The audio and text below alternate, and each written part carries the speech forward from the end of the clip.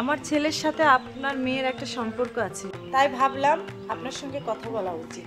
জি আপা, ওরা দুজন দুজনকে পছন্দ করে, তাই আমরা অভিভাবক হিসাবে যত তাড়াতাড়ি সম্ভব বিয়ের ব্যবস্থা করি।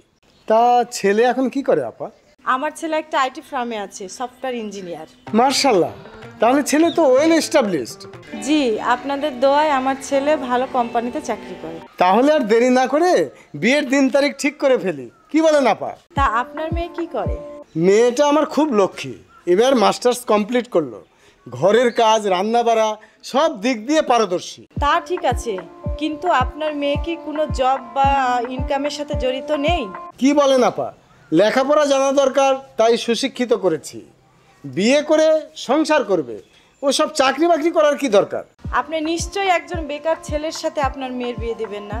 তাহলে আমি কেন একজন বেকার মেয়ের সঙ্গে আমার ছেলের বিয়ে দেব? বর্তমান সময়ে স্বামী স্ত্রী দুইজনকেই উপার্জনমুখী হওয়া দরকার, তা না হলে সুন্দর জীবন ব্যবস্থা হুমকির মুখে পড়তে পারে যে কোনো সময়।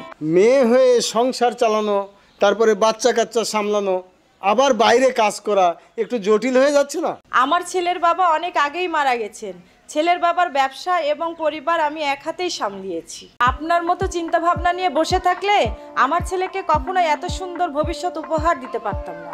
তা ঠিক।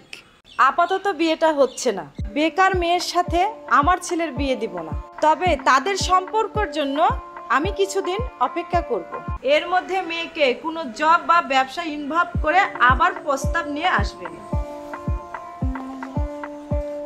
জি আপা, আসসালামু আলাইকুম।